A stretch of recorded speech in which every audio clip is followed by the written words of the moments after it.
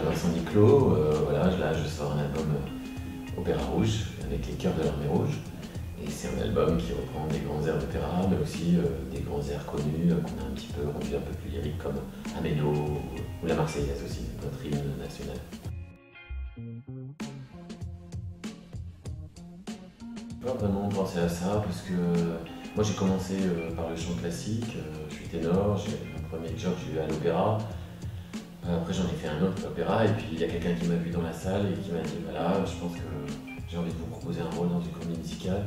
Puis comme c'était un gros truc, on réfléchit pas, on dit bah ouais, pourquoi j'ai passé l'audition, j'ai eu la chance que ça marche, et après je me suis pas dit voilà, est-ce qu'on va me coller une étiquette. De toute façon ça me dérange pas parce que j'adore ça. Et puis je savais que de toute façon c'était pour un moment, et puis finalement ça a duré plus longtemps que prévu, puisque j'ai enchaîné les rôles, j'ai eu la chance qu'on me propose pas mal de rôles, et puis voilà. Mais secrètement, je me disais, je veux retourner à un opéra un peu moderne, voilà, et c'est ce que j'ai réussi à faire après 3 ans de galère pour s'accrocher. Mais c'était bien, aujourd'hui je suis content. Mais ça fait longtemps que je l'ai ça dans la tête, mais vraiment j'ai fait la démarche il y a à peu près 3 ans où je me suis dit ouais, c'est bon, cette fois-ci je vais le faire. Donc je suis parti enregistrer avec un symphonique à Budapest des morceaux classiques, voilà, pour voir ce que ça pouvait donner et tout avec ma production. On a vu que c'était pas mal, et du coup après l'histoire a mûri, et on s'est dit ça serait génial de pouvoir s'entourer. Moi j'adore les voix, hein, donc ça serait génial de pouvoir s'entourer d'un chœur voilà, qui amènerait encore plus côté lyrique et dramatique au projet. Et on a été fous, on s'est dit pourquoi pas le meilleur au monde, les chœurs de l'Armée Rouge. Bah oui, tiens, pourquoi pas. Voilà, il faut taper au plus haut pour après redescendre, et puis finalement, ils ont dit oui. Voilà, donc c'était le rêve qui continuait, quoi.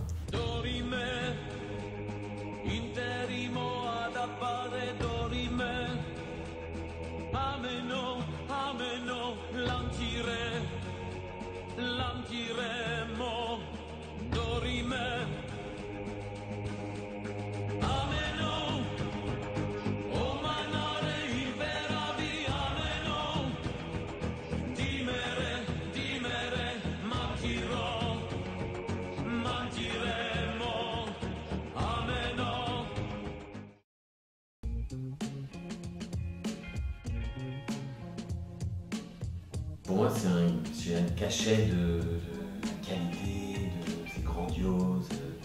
Et les chœurs, enfin, moi, ça me touche les tripes, quoi. Ça me transperce. Voilà, quand ils chantent, je pense que c'est dû à leur histoire aussi. Vous avez 60 bonhommes comme ça qui sont allés quand même sur le. Bon, la plupart, c'est des militaires, c'est tous des militaires, mais la plupart, ils sont allés sur le front. Il faut savoir que leur mission première, c'était ça, c'était d'aller chanter sur le front pour remonter le moral des troupes. Donc, je pense qu'ils ont vu des choses costauds. Donc, je pense qu'il y a aussi toute cette. Voilà, ce passé, cette histoire qui ressort comme ça, et je peux vous dire qu'on n'aime pas, que ce soit pas sa gamme, son style de musique, je le comprends, mais on ne peut pas rester insensible à ça, parce que c'est des vibrations qui sont magiques. Qui dove il mare luccica e tira forte il vento, su una vecchia terrazza davanti al golfo di Sorrento. Un uomo abbraccia una ragazza dopo che aveva pianto, poi si schiarisce la voce e ricomincia il canto.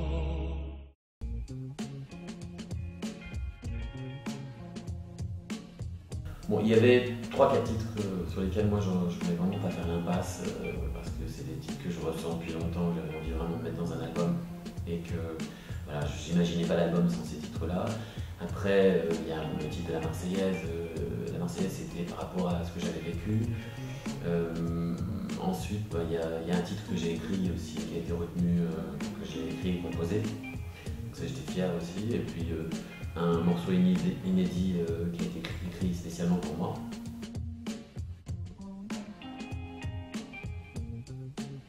Julia Guinness, pour ceux qui ne connaissent pas, c'est une très très grande cantatrice, mondialement connue, ça a été une grande Carmen. Voilà, et pareil, elle est connue dans le monde entier, elle est américaine. Et c'est une référence dans le milieu un peu opéra, mais un peu plus que ça, parce qu'elle a un côté un peu opéra funky, on va dire, un peu opéra, elle est un peu hors norme. C'est comme moi je dis, je fais un peu d'opéra, mais je pense que je suis pas voilà, non plus dans la lignée des autres ténors, parce que je suis un peu autodidacte et aussi parce que mon parcours est un peu différent.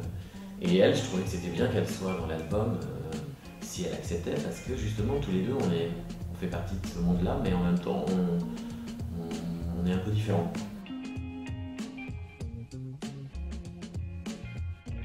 J'ai pas réfléchi à ça, parce que si je commence à me dire que je m'attaque à des morceaux qu'ont chanté Pavarotti, Bocelli, tous les grands qu'on connaît, Carreras, Domingo, on fait rien, hein, je pense que c'est comme le jour où on m'a proposé Red Butler, je me suis dit, je fais juste comment on peut être à la hauteur de Red Butler.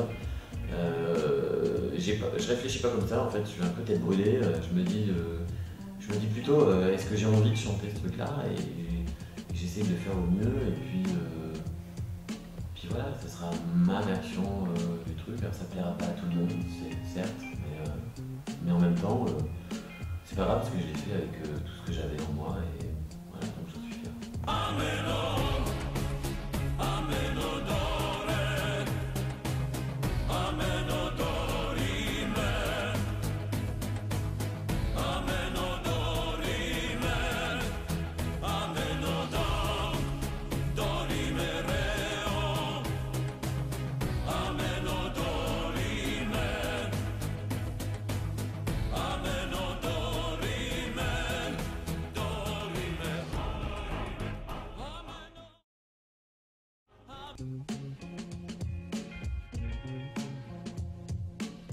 C'est la rencontre de deux pays déjà, de deux cultures, de deux univers, parce qu'il faut savoir que j'aime beaucoup avoir, tout à l'heure on parlait par rapport à mon passé, tout ça. Moi je veux pas être catalogué, et en même temps ça serait génial que je puisse naviguer entre différents styles, parce que pourquoi s'enfermer dans un style, tout ça. C'est vrai que ce que je préfère c'est le classique, mais j'avais envie de faire un album opéra moderne.